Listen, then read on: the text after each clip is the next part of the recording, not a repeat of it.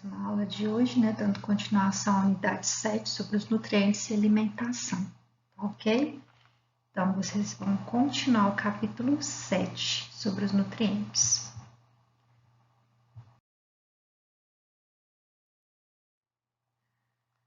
Então, no último vídeo, né, na última aula, a gente falou sobre os nutrientes, né, que vão conter aquelas que dão energia, né, para as células funcionar, o metabolismo celular funcionar. Então, nós falamos sobre os carboidratos ou açúcares e falamos sobre os lipídios.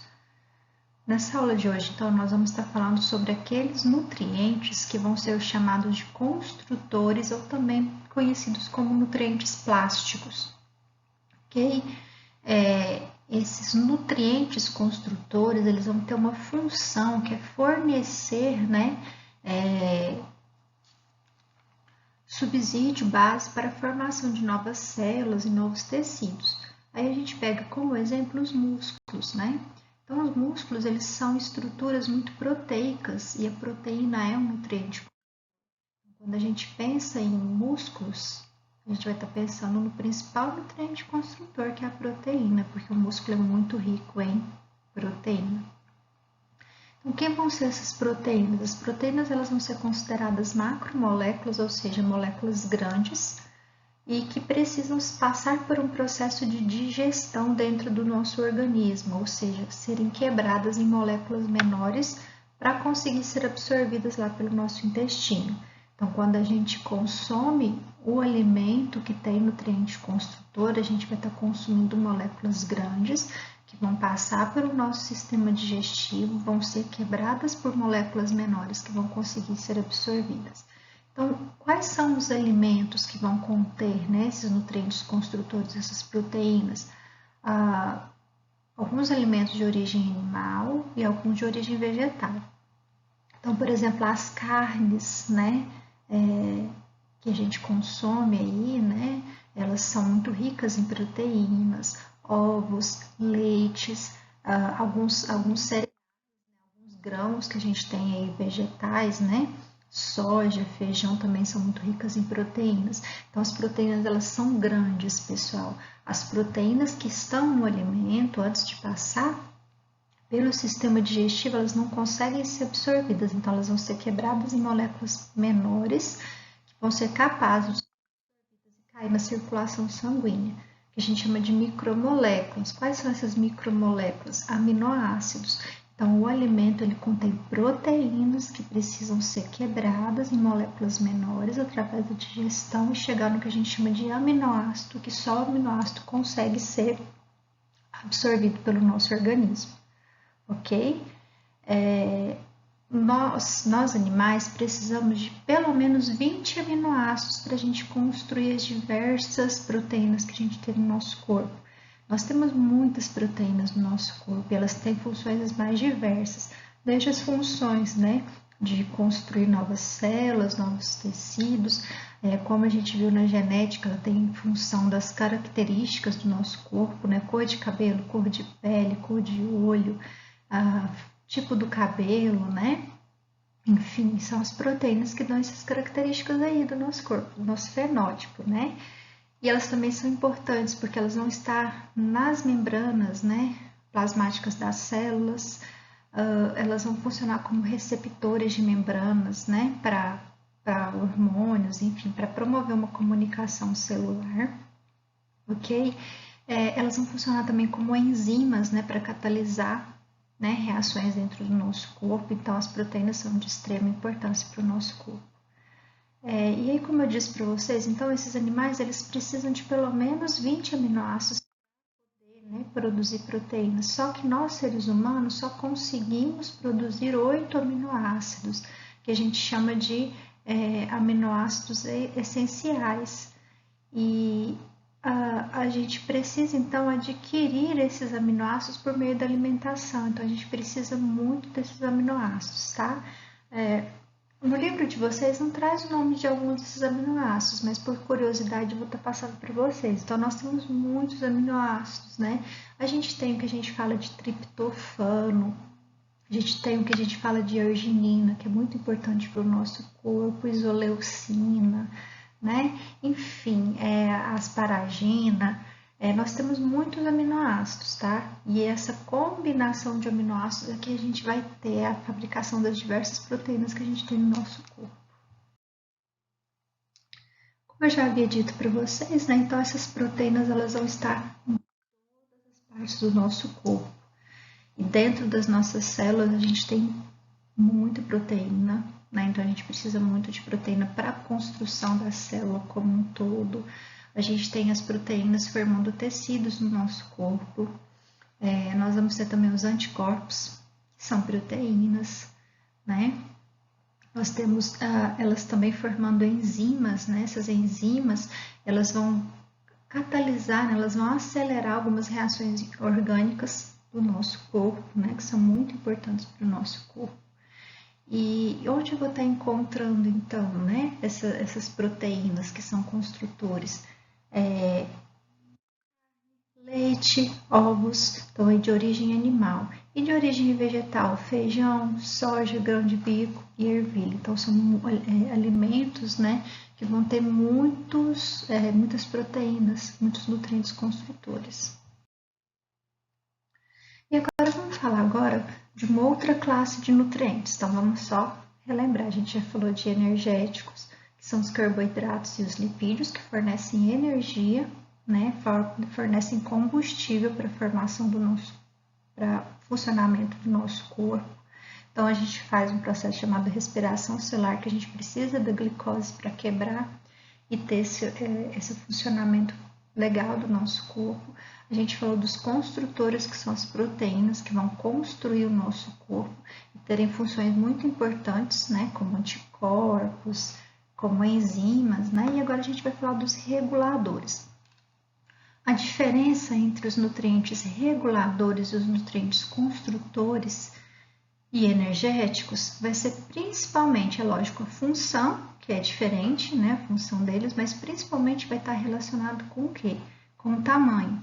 Então, prestem bem atenção nisso, meninos, enquanto os nutrientes energéticos e os nutrientes construtores, eles são macromoléculas, eles são grandes, precisam passar pelo sistema digestivo, serem quebrados e chegarem a um tamanho possível de ser absorvido lá pelas nossas células intestinais. Os nutrientes reguladores não, eles não precisam, eles são considerados micromoléculas, então eles não precisam passar pelo sistema digestivo, pelo processo de quebra, de digestão do sistema digestivo, não. Do tamanho que eles já são possíveis de serem absorvidos pelo nosso corpo.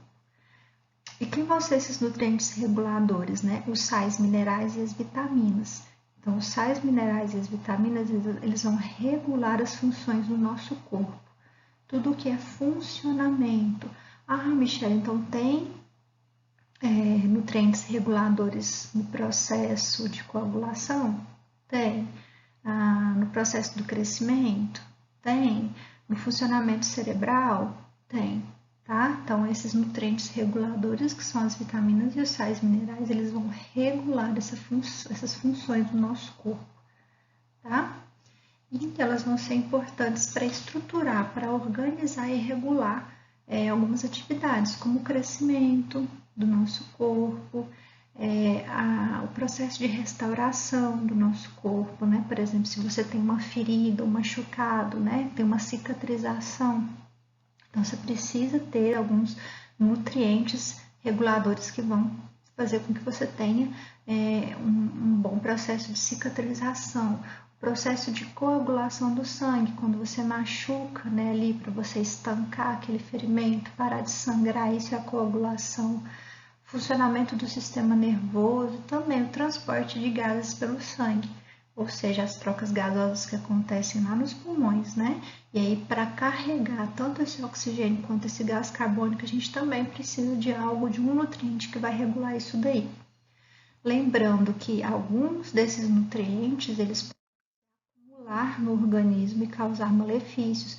Então, é sempre importante lembrar do equilíbrio que deve haver, né, no consumo desses nutrientes. Então, às vezes a pessoa pensa que é só porque é uma vitamina, nossa, eu tenho que tomar muita vitamina, muita, que vai me fazer bem. Não é bem assim. Tem que ter o que? Um equilíbrio, uma parcimônia, porque tanto a falta quanto o excesso de vitaminas, de sais minerais no nosso corpo podem causar distúrbios e doenças. Então, tanto a falta quanto o excesso. Então, tem que ter o quê? Um equilíbrio aí nesse consumo, senão pode fazer mal para a gente.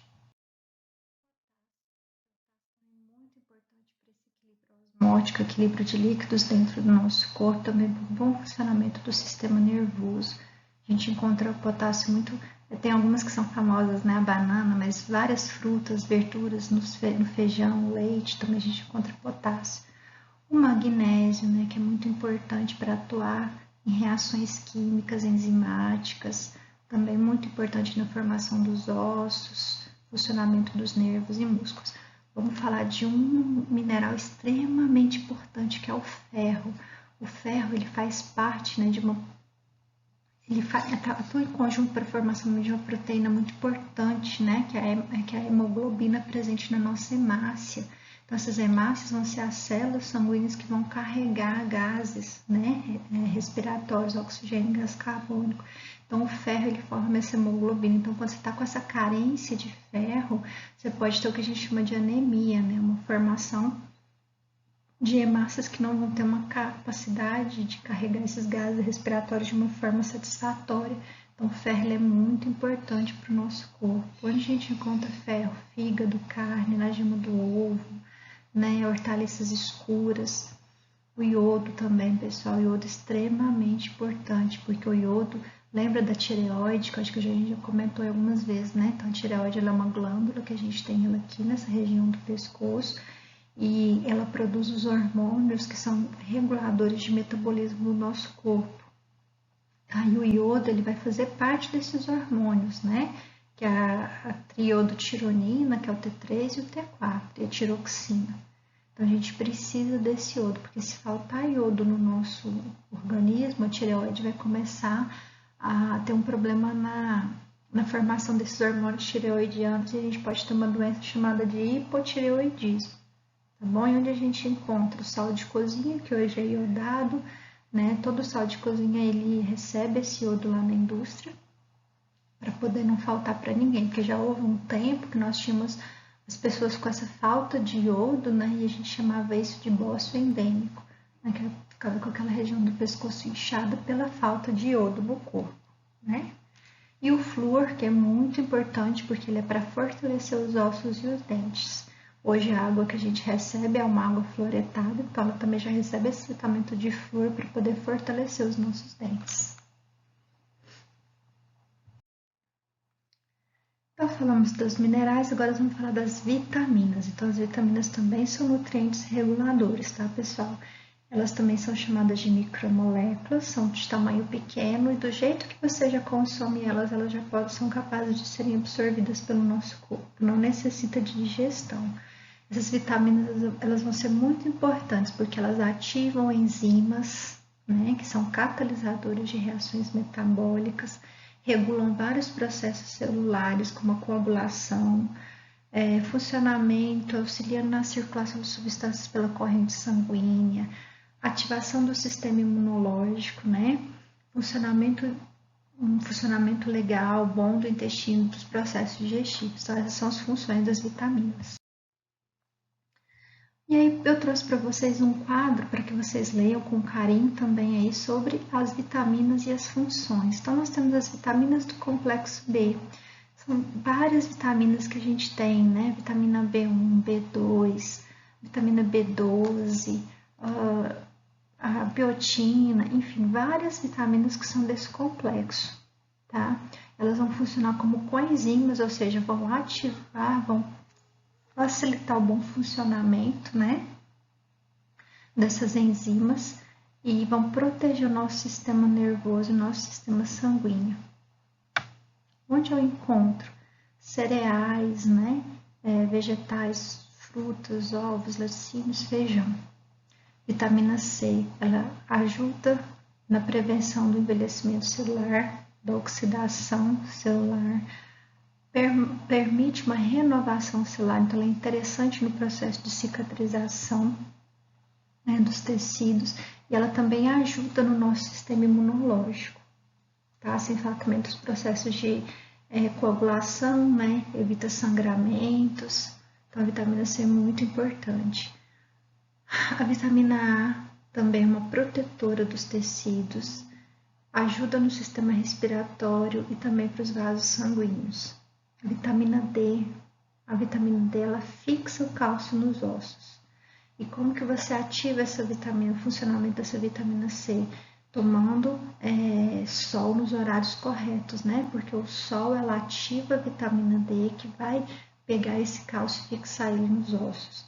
A vitamina E, né? A vitamina E é muito importante também, porque ela também funciona para prevenir esse envelhecimento, essa oxidação celular e atua também nos glóbulos vermelhos, né? Na questão da visão, ela também é super importante, né, para o bom funcionamento das células do olho, né, da visão. E por último, nós temos essa vitamina K, que é extremamente importante para os processos de coagulação sanguínea, tá ok?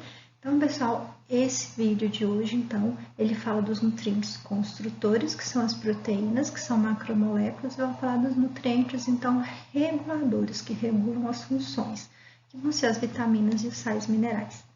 Lembrando sempre que em todos esses nutrientes deve haver o que? Um equilíbrio no consumo. Não pode faltar e nem pode ter excesso, porque senão, né, vai prejudicar a boa saúde do nosso corpo. Então, vou ficando por aqui, tá? E muito obrigada!